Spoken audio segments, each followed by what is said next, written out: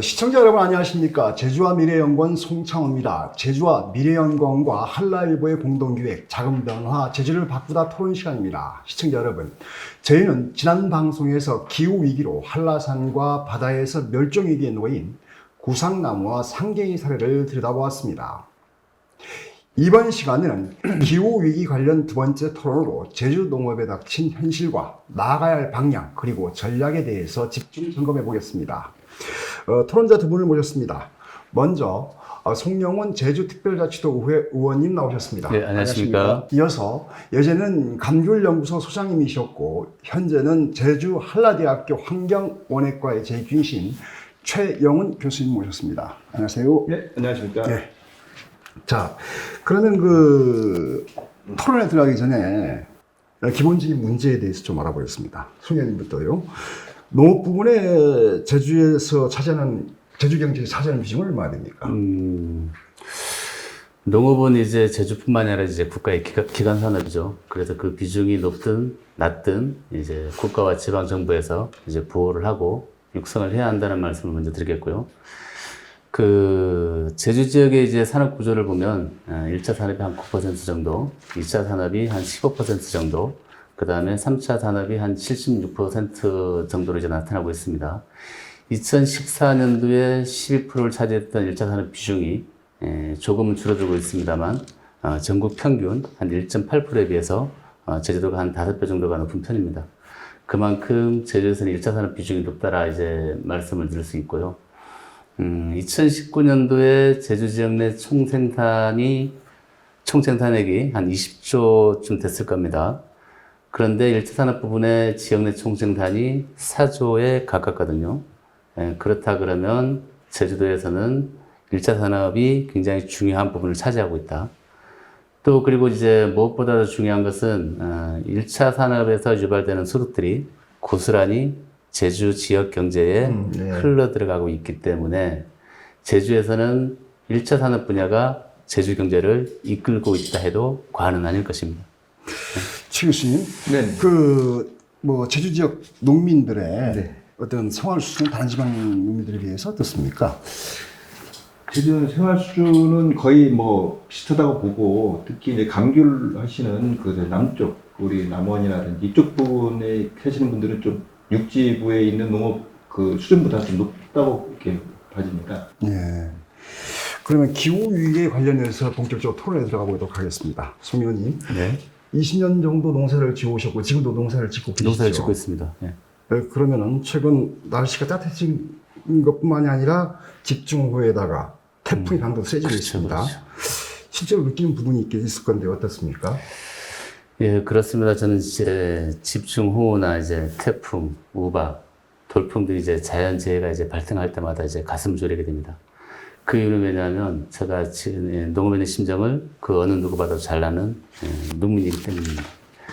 그 지난 한 해만 해도 진짜 사상 유례 없는 이제 가을 장마와 우박, 돌풍 피해가 이제 발생하지 않았습니까? 그리고 일주일 간격으로 이제 세 개의 태풍이 제주도를 거쳐감으로써 기상청 관측 이래 이제 다양한 기록들을 세울 만큼 기상이변이 이제 급변하고 있습니다. 앞으로도 이제 더욱더 잦아질 것이고요. 이제 강도도 세질 것이라 이제 생각을 하고 있습니다. 그러다 보니까 이제 농작물에 이제 엄청난 피해가 발생하기도 하고 또 우리 농업인들에게 많은 재산상의 피해도 주고 걱정도 끼쳐드렸죠. 그 지난해 이제 9월, 10월 이제 2달 동안 이제 농작물의 피해 면적을 제가 좀 살펴봤습니다. 근데 한 18,347헥타르에 이르고 있습니다. 그 18,347헥타르가 어느 정도인지는 이제 실감이 어렵겠지만 우리 그 노지감귤이 한 15,000헥타르에 이르거든요. 그보단도 이제 많은 면적이 농작물이 피해가 발생을 했다. 또 그뿐만이 아니죠. 우리가 이제 막대한 이제 시설비를 투자를 해서 하우스 등 이런 시설들을 했습니다만은 태풍에 의해서 찢기기도 하고 무너지기도 하고 돌풍이 심할 경우에는 이제 하우스가 완전히 없어져 버릴 정도로 그렇게 큰 피해를 주죠. 그러다 보니 이제 재산상의 피해, 그 다음에 안전의 위협까지도 있는 그런 상황입니다. 그런데 제가 이제 또 하나의 위안이 있는데요. 우리 농작물 재해보험, 국비 50%, 지방비 35%, 그 다음에 우리가 이제 농가들은 15%만 이제 부담을 하면 됩니다. 근데 우리 도정에서 2016년도부터 이제 10억으로 출발해서 자체재원이죠. 10억으로 출발을 해서 2020년도에 한 135억.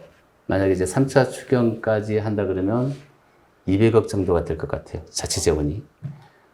우리 그 농작물 재해보험이 농업 경영 안정화에 이제 큰 기여를 하고 있다라는 그런 말씀을 드리겠습니다. 네.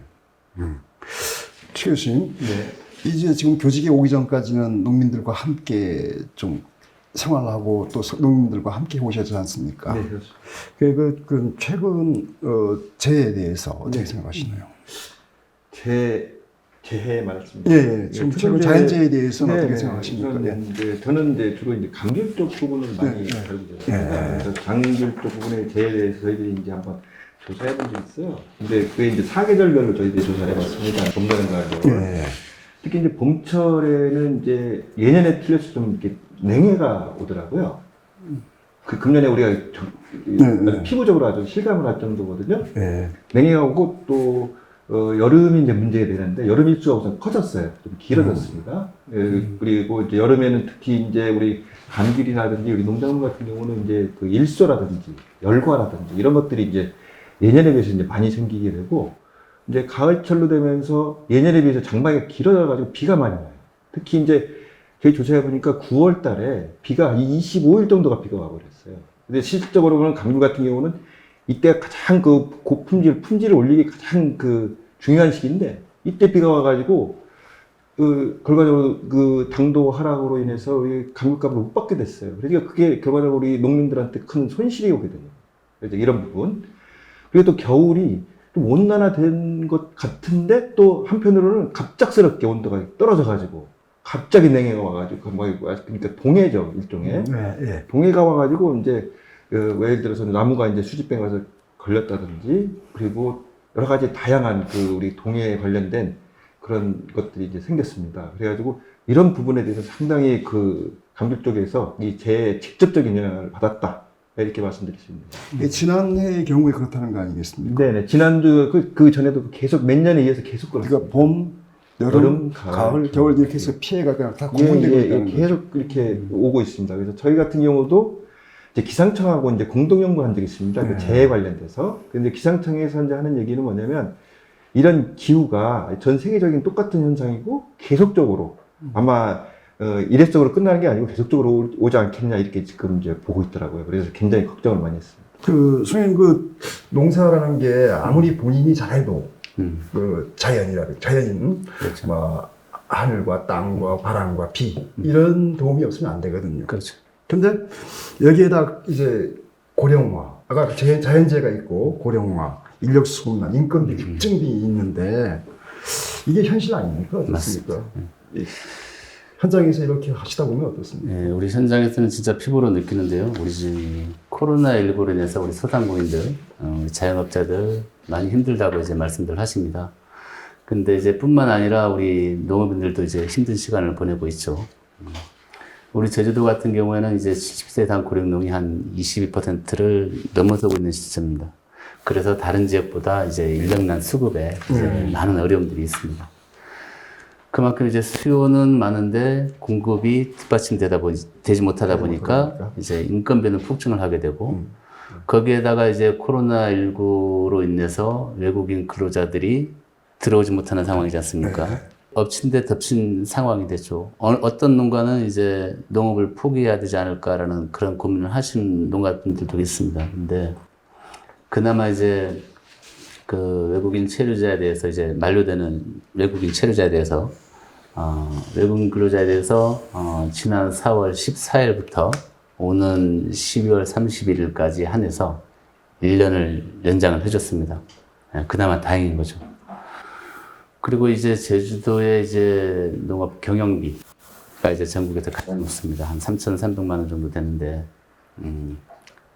이런 것들은 뭐 경영비 하나만 이렇게 있는 게 아니지 않습니까? 어떤 인건비라든가 생산 자재비라든가 이런 것들이 다 포함이 되기 때문에 또 특히나 이제 제주는 이제 태풍의 길목에 있어서 이제 피해가 발생하면 보급비가 들죠. 그 다음에 섬이라는 특수성 때문에 해상 물류비가 이제 또 발생을 하고요. 네. 그 다음에 이제 육지부에 비해서 이제 기계화율이 굉장히 낮다라는 거죠. 우리 논농업 같은 경우에는 거의 100%가 이루어졌습니다. 근데 제주도의 밭농업 기계화율은 한 50%를 이제 상회하는 정도? 네, 네. 그 정도밖에 안 되어져 가지고 우리 농가들이 뭐 2중고, 3중고, 4중고까지 겪고 있다는 그런 말씀을 드리겠습니다. 제가 또 농업을 해보니까 충분히 알겠습니다. 최 교수님, 이제 그 감귤에 대해서 좀 전문을 하셨기 네. 때문에 일부의 사이긴 합니다만 지금 경기도에서도 그 감귤이 재배되고 있습니까? 경기도뿐만 아니죠. 예, 실적으로 보면 우리 감귤이 이제 두 가지로 저희들이 이제 그 작형별로 보면은 이제 하나는 이제 하우스 그 감귤이 있고 하나는 이제 노지 감귤이 있거든요. 근데 노지 감귤은 아주 극소수로 지금 재배가 돼요. 아주 일부 저기 뭐 저기 전남 뭐 고흥이라든지 뭐 경남 뭐 통영이 뭐 욕지도 이런 정도인데 그 하우스 같은 경우는 이제 엄청나게 늘어나고 있습니다. 저희들이 이제 직접 제가 가서 조사도 한번 해봤습니다. 이제 현재 우리 전체 대한민국 우리 시군 보면 한 220에서 230 정도 시군이 되는데 그중에 이제 153개 시군 이상의 감귤을 재배해요. 예. 그러니까 거의 다 재배한다고 봐야 돼요. 근데 그게 뭐 소량이지만 그렇고 아마 지금 우리 통계청에서 이제 자료 이렇게 보면은 보통 현재 이제 100헥타 이상이 지금 뭐 재배가 되지 않냐. 뭐 어떤 사람 200헥타도 있는데 정확하게 이제 통계 잡기 좀 굉장히 어렵습니다. 그리고 또 하나는 뭐냐면은 이제 그 생산량도 거의 뭐 1000톤 이상씩 뭐 이렇게 막 되고 있어가지고 이제 좀 서서히 뭐 통계는 확실하게 제주도하고는 뭐 게임이 안 되지만은 서서히 그게 올라갈 것 같은데 그 원인이 저희들이 한번 조사를 해봤어요. 했더니 그때 우리 그 잘 알다시피 이제 혹시 김영란법이라고 했어요. 현재 공직자 윤리법인데 요때 이제 결과적으로 화훼농가들이 거의 이제 망하게 돼요. 왜냐하면 꽃을 이제 소유를 못하게 되니까. 그러니까 화훼농가들이 시설은 다 갖고 있거든요. 하우스 갖고 있으니까. 그래서 거기에 지금 뭔가 대체 작목이 없냐 이렇게 많이 고민을 한 거예요. 그래서 그러다 보니까 감귤 이거 괜찮겠다 해가지고 우후죽순을 많이 심었어요. 하루 그러니까 한 해에 한 시군에서는 30 내지 40개 농가가 갑자기 한 해에 그냥 늘어버리더라고요. 그래서 이거 문제다. 뭐 이렇게 지금 보고 있습니다. 그래서 뭐 경기도뿐만 아니라 전국에 뭐 강릉, 뭐 영천, 뭐 전 국적으로 많이 하우스 같은 경우는 재배하고 있다. 이렇게 이해하시면 되겠습니다. 저도 좀 걱정이 되셔서 그 면적을 제가 좀 살펴봤습니다. 그 우리 시설 이제 육지부에서 이제 재배하는 감귤이 어느 정도 되느냐. 2020년도의 기준으로 한 257헥타르 정도가 되고 있더라고요. 그 257헥타르면 우리 제주도의 가원하우스가 한 380헥타르 정도가 되거든요. 그러면 거기에 이제 한 3분의 2 수준이다. 그리고 또 이제 걱정되는 것은 노지 감귤도 이제 좀 재배가 되어지고 있다라는 점에서 많이 걱정이 되기도 합니다. 근데 노지 감귤 같은 경우는 이제 어디에 영향을 많이 받냐면 극저온에 많이 받습니다. 이제 제주도 특히 이제 노지 온주밀감 같은 경우는 영하 3도 이상 이틀 정도가 경과되면 나무가 죽어요. 이 나무가 썩어지고 있습니다. 그래서 이런 부분이 이 남해안 지역에는 꼭 한두 번씩 올 수가 있습니다. 그래서 좀 재배를 좀 회피하고 뭐 그런 경우가 있습니다. 그리고 아까 말씀드린 것처럼 257헥타면 엄청난 건데요. 그렇죠. 그럼 그 제주 이제 감귤 농가들은 지금까지는 오렌지라든가 이런 어떤 외국 감귤과 경쟁을 하다가 이제 국내 감귤과 경쟁을 해야 되겠습니다. 물류비라든가 이런 것들에서 불리하지 않을까요? 많이 불리하겠죠. 그런데 이제 사회자님도 말씀 계셨습니다만은 많이 불리합니다. 근데 이제 외국산 과일하고 경쟁하지 않을 수는 없는 구조죠, 이제. 근데 이제 예전에는 이제 겨울철 과일이라 하면 이제 감귤밖에 없었는데, 이제는 이제 마트나 시장에 가보면 외국산 과일이 이제 차고 넘칩니다. 과일 수입이 이제 빠르게 증가하면서 이제 전통적인, 국산 과일의 입지가 굉장히 좁아졌죠. 또 이제 수입 과일에 대한 1인당 이제 소비량은 굉장히 많이 늘었습니다. 근데 국산 과일의 1인당 소비량은 이제 또 많이 줄어들었죠. 이제 과일 수입의 이제 양상이 변화하면서 이제 국내 과일이라든가 어떤 과체 생산 기반이 지금보다도 더 위축될 가능성이 있다. 한 예로 우리 감귤 있지 않습니까? 네. 뭐 대형마트에 가보니까 판매 비중이 12월에서 1월 사이에 딸기는 한 14% 정도 되는데 오히려 겨울철 과일인 감귤은 12% 정도밖에 안 되는. 뭐 이거는 이제 신품종 딸기의 어떤 생산이라든가 가공식품의 기술이 발달해서 이제 딸기 재배량이 많아진 부분도 있긴 하지만 우리 감귤도 조금 더 힘을 내야 되지 않을까라는 그런 생각을 해봅니다. 그 기후가 이렇게 변화하면 네. 2060년에는 강원도까지 간다. 재배가 간다. 또 그다음에 2090년이 되면은 제주에서 감귤 재배는 불가능하다. 이런 보고서도 있다고 그러더라고요. 네. 이럴 경우에 감귤이 제주의 주수독 작물이라고 말할 수 없지 않겠습니까? 이제 지금 이제 기후학자들이 이제 RCP 그 8.5하고 이제 4.5 두 개를 놓고 이제 우리나라를 지금 이제 보고 있거든요. 원래 네 개로 구분되는데 우리가 절감을 할 경우는 4.5. 우리가 절감하지 않고 그냥 현대대로 추졌으면 8.5. 그걸 보통 이렇게 적용을 해서 씁니다. 근데 RCP라는 것은 뭐냐면 이제 이산화탄소 발생하는 양이거든요. 네. 그래서 이 양이 이제 결과적으로 이산화탄소가 많으면 태양의 복사열이 지구에 많이 흡수가 됩니다. 그렇죠. 네, 그래서 이제 결과적으로 이제 저희들이 보고 있는데 그러다 보니까 저희들이 2025년까지 저희들이 온도 기온 상승력을 보니까 4.5 같은 경우는 한 2.5도 정도. 네, 그 다음에 예를 들어서 8.5 정도가 되면 4.5도가 오른다고 해요. 그러니까 예를 들어서 우리가 거꾸로 역추적해 보면 2050년 정도 되면은 거의 그러니까 절감하면 1도, 절감하지 않으면 한 2도 정도 이렇게 오를 수가 있어요. 온도가. 네. 그렇기 때문에 결과적으로 이제 중요한 게 뭐냐면은 온도가 1도 오를 때마다 재배 한 개 지역이 80km로 올라가요. 80km. 그러니까 결과적으로 80km가 올라가면 지금 어느 정도냐면 우리 제주도는 해안 쪽에 아래는 재배를 못하고 전부 북쪽 산 쪽으로 올라가야 되고 그리고 육지부로 보면 이제 강원도 해안 지역이라든지 특히 해안 지역 주변에는 결과적으로 어떤 면으로 보면 잘못하면은 이제 그게 만약 그렇게 된다면 8.5로 경우에는 거기에도 이제 다 재배가 가능하다는 얘기거든요. 이제 이런 부분에 이제 문제가 됩니다. 그래서 만약 이게 이제 물론 이제 제주도는 이제 두 가지 우리가 대표적인 부분이 망감류하고 이제 온주밀감은 이제 조금 이제 잘 알다시피 내한성이 좀 강하거든요. 망감류는 좀 약하고. 그런데 만약 그 시기에 돼도 이 내한성이 약한 망감류까지도 예를 들어서 우리 내륙에서 재배할 수 있다. 뭐 이렇게까지 지금 보고 있습니다. 여러 가지 자료를 이제 종합해 보니까 이렇게 좀 나오고 있더라고요. 그러니까 우리가 2050년이 파리 기후 협약이라든가 이런 네. 것들 가지고 이거 맥시멈으로 잡아가지고 지금 그 국제 사회에서 공조 체제를 일으키는 거 아니겠습니까? 저희 이제는 이런 것이 있으니 이제 감귤을 한번 우리가 지원하는 것을 한번 찾아보죠. 예.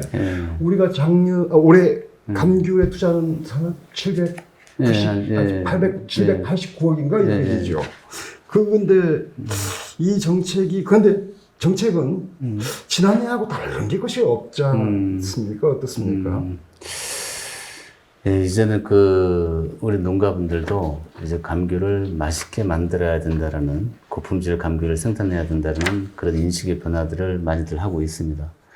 뭐 제주 감귤 맛있습니다. 제주 감귤 많이 사랑해 주세요. 많이 드십시오. 이렇게 말만 하면 뭐합니까? 진짜 감귤이 맛있어야죠. 그래서 이제 고품질 감귤 생산을 하기 위해서 이제 다양한 정책들을 쏟아내고 있는데요. 그 중에서도 이제 원지정비 사업이라고 있습니다. 원지정비 사업에는 품종 갱신과 상봉식 사업이 있죠. 이것들은 이제 FTA 기금 사업이고, 또 고품질 감귤을 생산하기 위한 이제 탈피획 재배도 이제 확대를 하고 있습니다. 이 역시도 속도를 내지 못하고 있습니다. 아까도 제가 말씀드렸지 않습니까? 상봉식 사업과 품종 갱신 사업은 FTA 사업인데, FTA 기금 사업인데, 기금들이 줄어들고 있기 때문에 속도를 내지 못하는 거죠.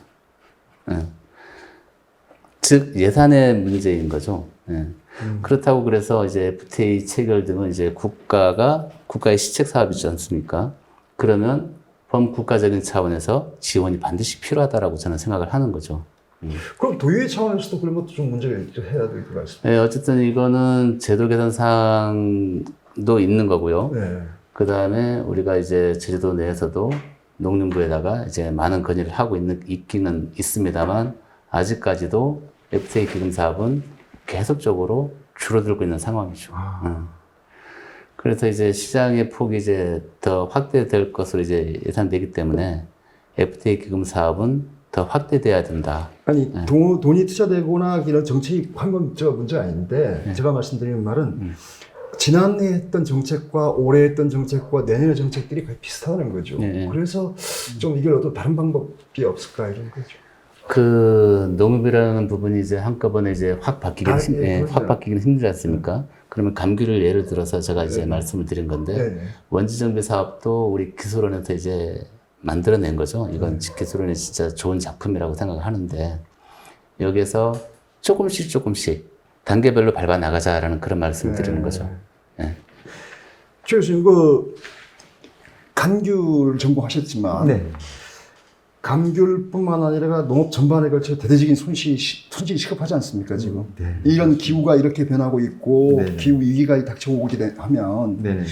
시급한 문제에 어떻게 대책을 세워야 될까요? 우선은 이제 저는 이제 그 기술적인 부분만 좀 말씀드린다면 우선 이제 재배 분야를 본다면 우선 안정적으로 농사를 짓을 수 있도록 이제 만들어야 되겠죠. 그래서 그러기 위해서는 어떤 기반 정비라든지 어떤 제도 정비가 좀 필요할 거로 보입니다.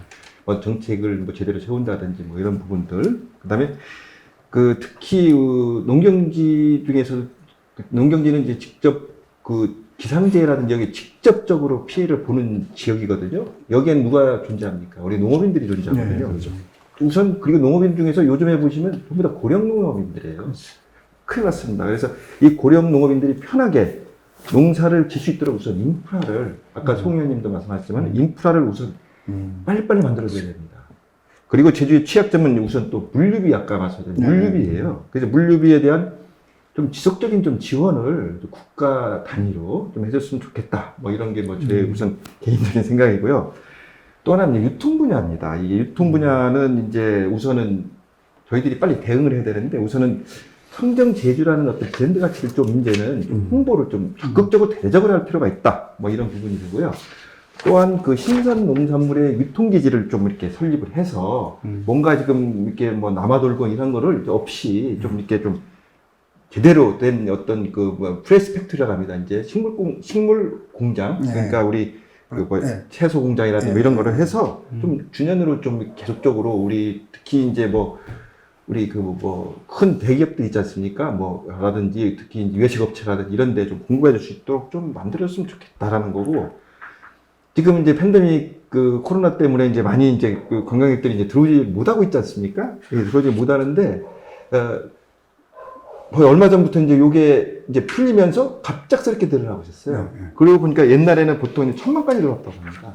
이 1,000만 관광객 들어오면 제주도의 이 로컬 푸드, 특히 우리 제주도의 농산 로컬 푸드를 중심으로 어떤 좀 독립적으로 좀 프로모션 마케팅을 좀 해서 많이 팔고 먹고 보고 사갈 수 있도록 이렇게 좀 전략을 좀 짜야 되지 않겠냐 이렇게 보여집니다.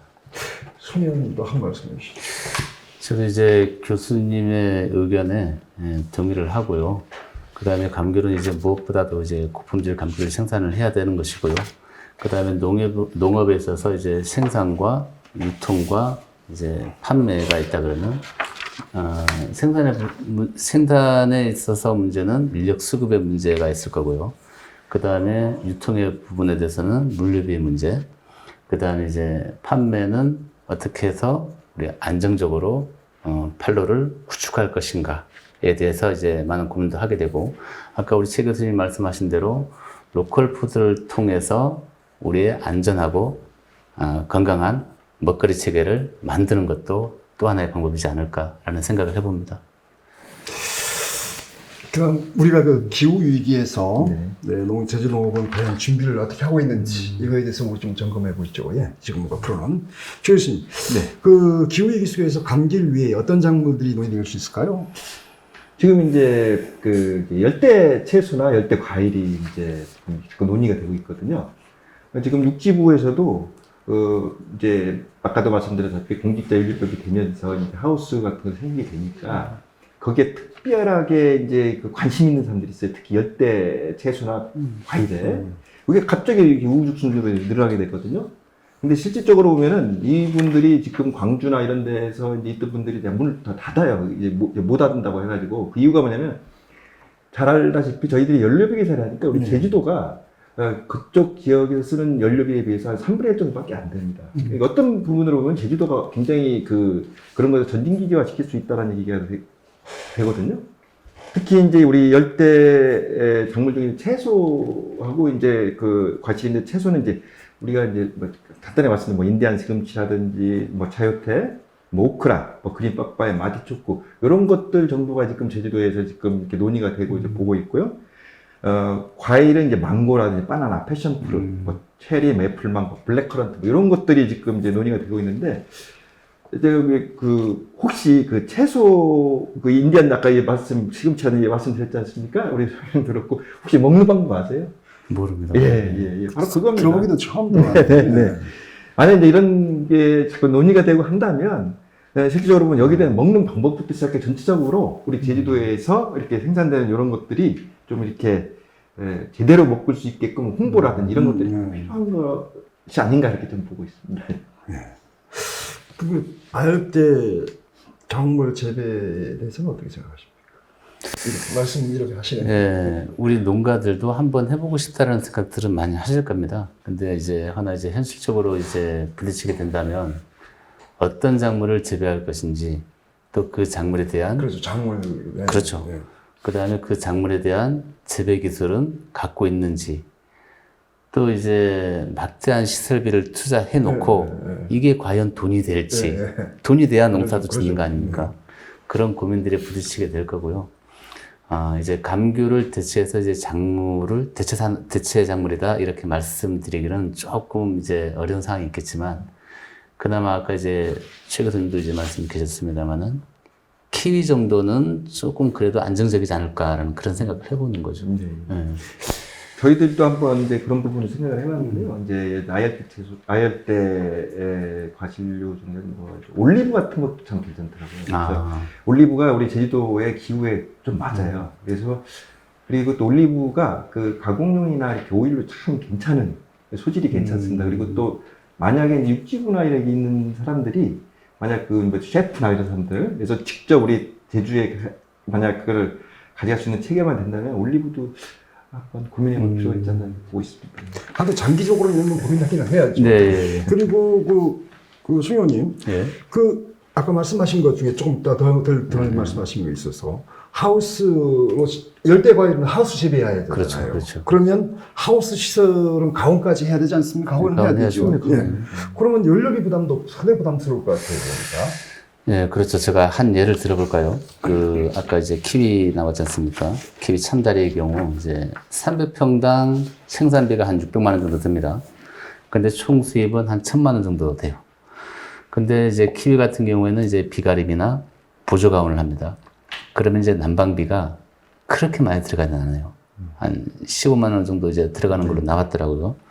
근데 이제 시설 감귤 같은 경우에는 한 300평당 생산비가 한 1,500만 원 정도 들어가는데, 그리고 총 수입은 한 2,500만 원 정도 됩니다. 근데 수도 광열비가 난방비죠, 이거는. 한 500만 원 정도가 들어가는 거죠. 그러면 한 33% 정도가 들어가는 겁니다. 예. 어마어마한 이제 난방비가 들어가는 거죠.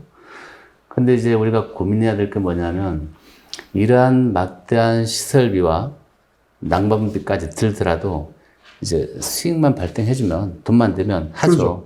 하는데 이제 저렴한 이제 수입 과일과도 이제 경쟁을 해야 되는 상황이죠. 그렇지 않습니까? 그렇죠. 예.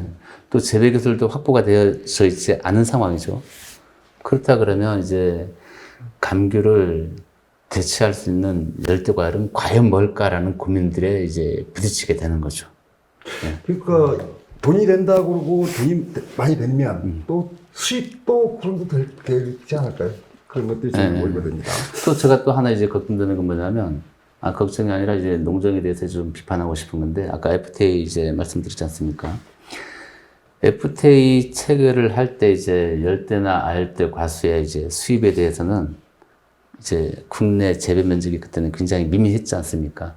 이제 그런 분석을 토대로 해서 열대, 아열대 과수에 대한 농정의 보완 대책들이 미미했다. 거의 없다. 미미했다. 네, 네. 이제 뭐 열대 과일에 대해서 전부 다 이제 무관세로 이제 들어오지 않습니까? 네. 예. 그러는 상황에서 제주도에서가 이제 또 열대 과일을 또 재배한다. 그러면 과연 경쟁력이 어느 정도 있을까라는 그런 고민도 한번 해보는 거죠. 우리 기후 위기에 농업에서 기후 위기 때문에 농업이 위기를 맞고 있다는 것은 인식을 같이 하고 있지 않습니까? 그러면 우리 제주농업의 중장기 전략에 대해서 한번 좀 우리 논의해보죠. 시간도 이제 거의 다 되고 있어서 농민들 우리가 외국에서 일부 유럽 국가에서는 헌법에 명시해가지고 농업 정책을 농업을 보호하도록 농민들을 보호하도록 되어 있는 것이 국가되어 있습니다. 그래서 농민들 보호가 중요하지 않겠습니까? 어떻습니까? 아까 제가 이제 서두에도 말씀드렸습니다만은 농업은 기간 산업입니다. 네. 우리 국가나 지방 정부에서 당연히 보호를 해야 되는 상황이죠. 그리고 또 안정적인 영농 활동을 지원할 수 있도록 어떤 직불제 형태의 직접 지원도 확대되어야 된다고 보는 겁니다. 이제 농작물 가격이 하락했다고 해서 시장에 개입하는 것은 또 한계가 있지 않습니까? 예? 예. 그렇다 그러면 이제 농업의 공익적 기능에 초점을 맞춰서 일정 금액을 지속적으로 영농 활동하는데 도움을 줘야죠. 그 사실 우리 지난번에 이제 작년부터 이제 공익형직불금을 했는데 한 제주도 한 38,000 농가에 한 얼마더라? 한 472억 정도가 이제 지원이 됐더라고요. 근데 이제 공익형직불금도 여러 가지 이제 문제점들이 좀 나타나고 있습니다. 예. 대상 농지의 제한에 따른 문제, 그 다음에 농과 밭의 형평성의 문제, 예. 이런 것들 때문에 제주 지역이 상대적으로 피해를 보는 건 아닌지 이것도 분명히 제도 개선을 해야 되는 상황이죠. 예. 농가에 이제 안정적으로 이제 영농 활동을 할 수 있도록 이런 직접적인 지원을 해줄 이유가 있다라고 이제 말씀드리겠습니다. 농민수당 지급되지 않습니까? 예. 어떻게 생각하십니까? 이거는 정말 이제 제가 봤을 때는 제가 그래 조사를 좀 해봤어요. 해봤더니 농업 선진국이라는 스위스의 경우를 한번 제가 말씀드리겠습니다. 우선 이제 스위스는 이제 모든 농업을 이제 공익적 가치에 두고, 그다음에 또 하나는 뭐냐면 식량안보의 가치에 두고 농업을 운영을 합니다. 그리고 특히 스위스 같은 경우는 농업인 되기가 굉장히 어려워요. 어떤 훈련을 거쳐야 되고 시험도 거쳐야 되고 각종 다양한 농업인 자격을 취득을 해야 돼요. 그리고 만약 취득을 하게 되면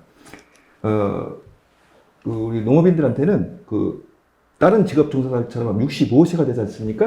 그러면 노령연금을 줍니다. 야, 너 이제 지금까지 농업 하느라 수고했으니까 노령연금 줍니다. 이제 그러다 보니까 우리 이 농업 하는 사람들이, 특히 젊은 사람들이 봤을 때, 내가 여기 농사를 치면 미래뿐만 아니라 내 노후도 도와야 되는구나 해가지고 이제 들어갑니다. 그게 바로 언제냐면 1948년부터 시작. 옛날부터 시작했어요.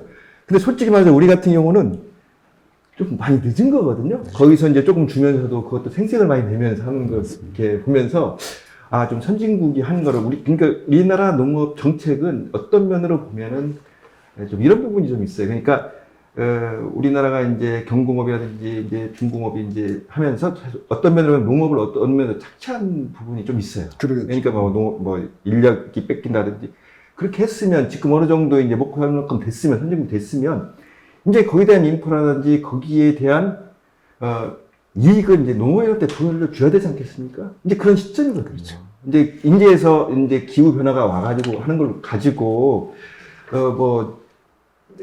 걱정하는 것처럼 하는데, 이제 가장 중요한 점은, 이제부터라도 이제 농업인들한테 제대로 된, 하다못해 이제, 저거는 못 주더라도, 연금 못 주더라도, 제대로 된 이거라도 농민들한테 보상해주고, 농업할 수 있는 어떤 의욕을 좀 북돋우는 게 기본적인 정책의 방향이 아니냐라고 저는 생각을 해봅니다. 어떻게 생각하십니까? 우리가 토론을 마무리할 시간이거든요. 그래서 우리 농업을 왜 보호해야 되는지, 농민을 왜 보호해야 되는지, 농촌을 왜 우리가 아껴야 되는지 이런 거에 대해서 한 말씀 해주시죠, 우리 저는 이제 최 교수님 말씀에 동의를 하고요. 우리 농민은 받을 권리가 충분히 있습니다. 그리고 농업에 대한 공익적 가치를 직접 지원하는 방식으로 아까 이제 농민수당이라든가 공익적 족불금이 이제 더욱더 확대돼야 된다라고 생각을 하고요. 농업이란 이제 단순하게 이제 농산물을 재배하는 것만은 아니죠. 식량 안보의 문제와 생태 환경의 보전, 그리고 지역 사회의 이제 전통 문화 등 다양한 가치를 이제 내포하고 있습니다. 농업은 우리 인류의 시초와 함께 이제 지속되어 온 산업이지 않습니까? 이 속에는 다양한 산업들이 발달과 수입 농산물로 인해서 그 가치를 조금은 소홀하지 않나 이렇게 생각도 해보고요. 우리가 코로나19로 인해서 우리가 얻은 교훈들이 많습니다. 자국의 안전과 식량 안보를 최우선으로 하는 자국 우선주의, 그리고 정책 변화는 식량과 생필품을 자국에서 생산해야 한다는 중요성을 이제 코로나19로 인해서 우리가 그 교훈을 받았지 않습니까?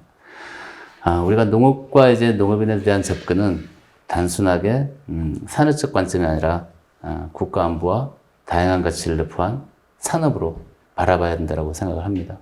우리 농민들 힘내시기 바랍니다. 네. 기후 위기와 또 그다음에 아까 농업 우리가 어떻게 중요하고 어떻게 보호해야 되는지 좀 마지막 우리 송 의원님은 이제 우리 국가적으로 이제 아주 잘 주의 있게 말씀해 주시네요. 저는 이제 제주 쪽으로 말씀하겠습니다. 우리 잘 알다시피 우리 모든 제주인들의 고향은 바로 농촌입니다. 특히 농촌에 누가 있냐면 농업인들이 있습니다. 농업인들 없는 농촌이 존재하겠습니까? 그래서 실제로 우리가 정말로 보호해야 될 부분이 바로 이 농업인들입니다. 농업인들을 보호해주는 기본적인 정책이 있어야 되고, 또 우리 지금 현재 많은 지금 어려움에 지금 닥쳐있지 않습니까? 우리 모든 농업인들이, 특히 우리 제주 농업인들이, 이제는 우리 제주민들이 이제 우리 농업인들을 이제 보살펴주고, 농업인들을 위해서 조금 뭔가를 좀 해주는 이제 시점이 오지 않았냐, 저는 이렇게 보여집니다. 그리고 우리 농업인들, 특히 긍정적인 마인드를 가지고, 긍정적인 힘을 가지고, 항상 건강하고 멋진 농사를 지시기 바랍니다. 예, 감사합니다. 시청자 여러분, 오늘 토론 잘 보셨습니까? 기후는 변화하고 있는데 농업 정책은 제자리 걸음입니다. 매년 찾아오는 자연재해와 일영양으로 농민들은 2중, 3중의 어려움을 겪고 있습니다. 게다가 요즘엔 농지를 사서 농사를 짓지 않고 투기를 일삼고 있습니다. 지난 5년 동안 제주에서는 3천여 농가가 농업을 포기했다고 하는데 이제는 그 움직임을 멈출 만한 근본적인 대안과 농업에 대한 지원이 절실합니다. 농업은 우리 미래이기 때문입니다. 토론을 마치겠습니다. 시청자 여러분 고맙습니다.